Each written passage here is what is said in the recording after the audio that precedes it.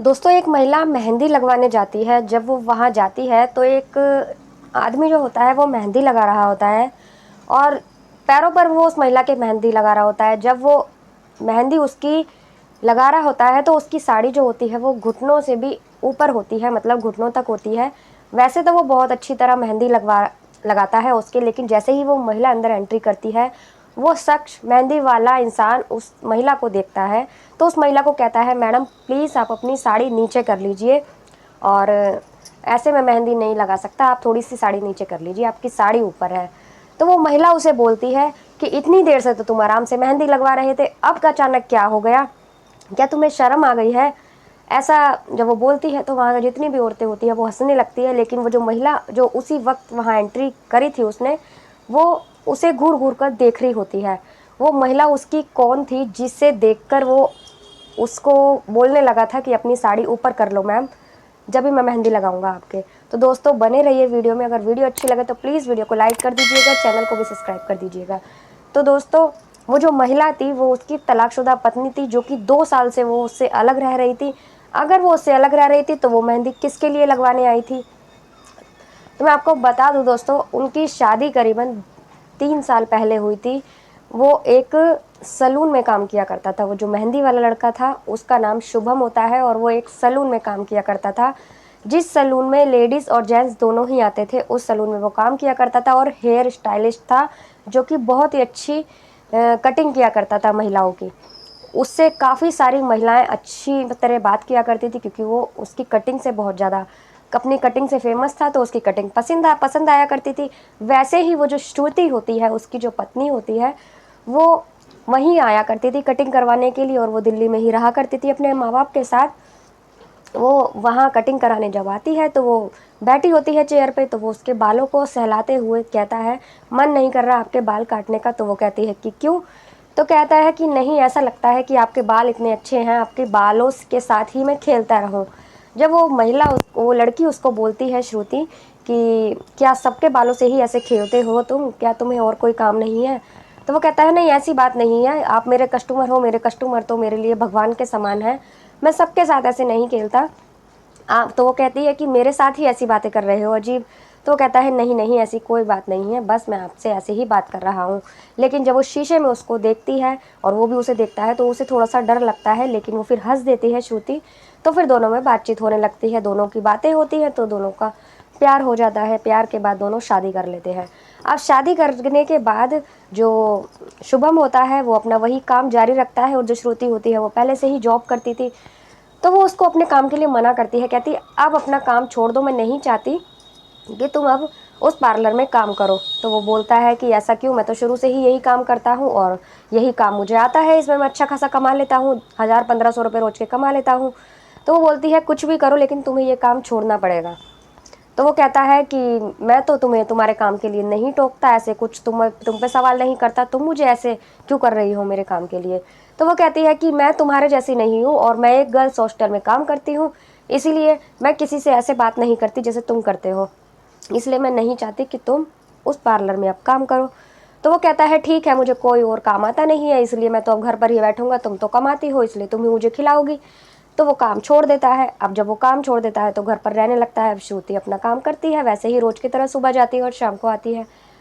तो इस दौरान उसका नंबर काफ़ी सारी महिलाओं के पास होता है। जाहिर सी बात है, हम जब पार्लर में जाते हैं, हमें वहाँ के जो ऑनर होते हैं या कटिंग वाले होते हैं, हमें उनकी कटिंग वगैरह पसंद आती है तो हम उनका नंबर ले लेते हैं। अब शुभम का नंबर भी काफ़ी सारी लड़कियों के पास होता है। तो वो काफ़ी सारी लड़कियां उसे फ़ोन करती हैं और बोलती हैं कि आपने काम छोड़ दिया, हमें तो आपकी कटिंग पसंद आती थी और अब हम किससे कटिंग करवाएं, हमारा मन नहीं करता किसी भी से भी कटिंग कराने का, आपने पार्लर क्यों छोड़ दिया, जॉब क्यों छोड़ दी, अब हम किससे कटिंग कराएंगे, आप ही हमारी कटिंग करो, चाहे तो हम जितना आप बोलोगे हम उतने पैसे आपको देंगे, पर प्लीज़ हमारी कटिंग आप ही कर दो, हमारे घर आकर कर दो।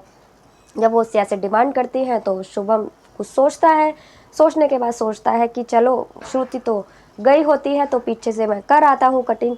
बार बार वो महिलाएं फोर्स करती हैं उसे कटिंग के लिए। अब वो ऐसे ही शुरू कर देता है। वो जाता है, वो जब श्रुति अपनी काम पर चली जाती है तो वो जाता है उन महिलाओं की कटिंग कर कर आ जाता है। अब जो भी उन्हें जितने भी वो पैसे, अब काफ़ी सारी महिलाएं ये भी बोलती है कि तुमने क्यों छोड़ दी ये जॉब, तो वो बताता है कि ऐसे ऐसे मेरी पत्नी को पसंद नहीं है कि मैं किसी औरत से, किसी दूसरी लड़कियों से बात करूं। वो बोलती है कि अगर ऐसे ही रोक टोक करनी थी, तुमने गलती कर दी उससे शादी करके। वो महिला उसको ऐसे भी बोलती है। लेकिन अब शुभम ऐसे काम, अब ये काम करने लगा था क्योंकि बाहर जाकर कस्टमरों को अटेंड करता था, अपने उनके घर जाकर और कटिंग करके आया करता था। लेकिन कहते हैं ना, हम कोई भी काम छुपा के करते हैं तो वो छुपता नहीं है। ऐसे ही जब वो कटिंग कर कर आता था तो उसके साथ कहीं ना कहीं उस महिलाओं के बाल भी आ गए थे एक बार। तो श्रुति उन बालों को देखकर उससे बोल देती है कि तुम अपनी आदत से बाज नहीं आओगे, तुमने छुपकर महिलाओं से मिलना शुरू कर दिया है, औरतों से मिलना शुरू कर दिया है, और तुम कभी नहीं सुधर सकते। तुम ऐसे ही और ऐसे ही रहोगे। एक दिन उन दोनों के बीच में बहुत बड़ा झगड़ा होता है, जिसके कारण श्रुति अब उसे घर छोड़कर अपने मायके चली जाती है। जाने के बाद अब जो शुभम होता है, अब वो बहुत ज़्यादा परेशान होता है क्योंकि वो उससे, आपस में दोनों में बहुत ज़्यादा प्यार था, लेकिन उसको शक हो जाता है कि उसका पति दूसरी औरतों से बात करता है। उसे पसंद नहीं था कि किसी भी औरत से उसका पति बात करे। अब शुभम को वो काम आता था। अब जब वो श्रुति उसे छोड़कर चली जाती है तो फिर वो परेशान रहने लगता है, तो वो अपनी वही जॉब कंटिन्यू कर देता है। कंटिन्यू करने के बाद में फिर वहाँ भी उसका, जब जॉब वो कंटिन्यू कर देता है तो उसे उसकी श्रुति की अपनी पत्नी की याद आया करती थी, क्योंकि वो वहाँ कटिंग करवाने आया करती थी उससे। वहाँ रहकर उसे उसकी याद ज़्यादा सताती है। तो कुछ टाइम बाद वो जॉब छोड़ देता है। छोड़ने के बाद अब वो घर पर ही रहता है। घर पे बैठे बैठे उसे पार्लर में जब वो कटिंग का काम किया करता था तो उसे थोड़ी बहुत मेहंदी लगानी आती थी। तो वो और यूट्यूब से कैसे भी कर कर ऑनलाइन वो मेहंदी का काम और अच्छा सीख लेता है। वो मेहंदी लगाने का काम शुरू कर देता है। अब वो उसमें उस कटिंग से भी, पार्लर से भी ज़्यादा अच्छे पैसे कमाता था, जिसमें कि महिलाओं के मेहंदी लगाया करता था। अब ऐसे ही वो एक दिन मेहंदी लगा रहा होता है, करवा चौथ का टाइम होता है। तब वो ढेर सारी महिलाएं आती हैं वहाँ मेहंदी लगवाने के लिए। सभी मेहंदी लगवा रही होती है। वो एक महिला के पैर में मेहंदी लगा रहा होता है। तभी उस श्रुति वहाँ एंट्री करती है अपनी फ्रेंड के साथ। उसकी फ्रेंड कहती है चल आज मेहंदी लगवाने चलते हैं, तो वो आ जाती है। मेहंदी लगाते हुए उसे देखती है तो बड़ी हैरानी होती है उसे। अब वो भी विशाल, उसको ऐसा लगता है शुभम को कि उसकी चोरी पकड़ी गई। अब वो उससे, महिला से बोलता है कि अपनी साड़ी ऊपर कर ले, तो वो कहती है मेरी मेहंदी खराब हो जाएगी, मेरे साड़ी गंदी हो जाएगी, तो क्या आप धोगे। ऐसे ही मजाक करने लगती है महिला, वहाँ की हंसने लगती है। ऐसा करने के बाद वहाँ एक एक कर कर तो वो बोलता है कि आइए अब आप लगवा लीजिए मेहंदी, श्रुति से जब कहता है तो बाकी महिलाएं कहती हैं कि ये तो अभी अभी आई हैं और अभी हम कब से बैठे हुए हैं, हमारे पहले लगनी चाहिए। तो वो कहता है इन्होंने कल से ही अपॉइंटमेंट ले रखा था। तो वो महिलाएं कहती हैं कि इन ऐसा कुछ नहीं है, ये अभी आई हैं और इनकी मेहंदी बाद में ही लगेगी। सारी महिलाएं मेहंदी लगवा लेती हैं। उधर श्रुति भी मेहंदी लगवाने लगती है। जब श्रुति का वो हाथ पकड़ता है और उसकी आंखों में आंसू आ जाते हैं, आंसू उसकी हथेली पर टपक जाते हैं उसके। इधर श्रुति का भी वही हाल होता है। वो बस खुलकर रो नहीं पाती, उसकी भी हालत ऐसी ही होती है जैसे कि शुभम की होती है। अब वो मेहंदी लगवा लेती है, लगवाकर एक साइड खड़ी हो जाती है, बाहर की तरफ चली जाती है। वो वहाँ से जो उसकी फ्रेंड होती है वो मेहंदी लगवाती है। मेहंदी लगवाने के बाद दोनों वहाँ से चली जाती हैं। अब वो शुभम भी अपना काम ख़त्म करके अपने घर चला जाता है। दूसरे दिन का करवा चौथ होता है। अब करवा चौथ के व्रत के लिए जो श्रुति होती है वो वहीं अपनी फ्रेंड के यहाँ व्रत खोलने के लिए, चाँद देखने के लिए जाती है वहाँ। अब वो जल डालने के लिए खड़ी होती है, चाँद सामने होता है उसके, कि तभी जैसे ही वो चाँद देख रही होती है तो ग्लास में पानी लेकर अचानक से शुभम उसके सामने आ जाता है। जब वो चाँद देख रही होती है, वो जब शुभम को देखती है तो बहुत हैरान हो जाती है और उसको कहती है कि तुम्हें कैसे पता कि मैंने तुम्हारे लिए व्रत रखा है। तो वो कहता है कि मुझे सब पता है, जब तुम बाहर गई थी वहाँ से तो मैंने तुम्हारी जो फ्रेंड है उससे तुम्हारे बारे में सारी बातें कर ली थी। तो उसने मुझे बताया कि इसकी शादी हो चुकी थी और इसने दोबारा शादी नहीं की है, लेकिन उससे अलग हो गई है, लेकिन फिर भी उससे बहुत ज़्यादा प्यार करती है और उसके लिए ही ये व्रत रख रही है। लेकिन तुम्हारी फ्रेंड को ये नहीं पता था कि मैं ही तुम्हारा पति हूँ जिसके लिए तुमने व्रत रखा है। तब मैंने उसको सारी बात बताई थी और उसने मुझे यहाँ का एड्रेस भी बता दिया था, जिसके चलते मैं आज यहाँ आ गया हूँ। ऐसा कहने के बाद उसकी आंखों में आंसू आ जाते हैं।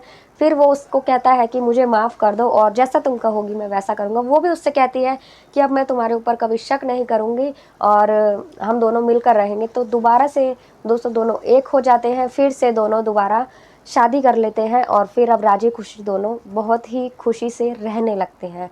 तो दोस्तों ये थी आज की कहानी। कैसी लगी आपको? अगर अच्छी लगी हो तो प्लीज़ कमेंट कर ज़रूर बताना। मिलते हैं अगली किसी वीडियो में एक नई कहानी के साथ। तब तक के लिए नमस्कार।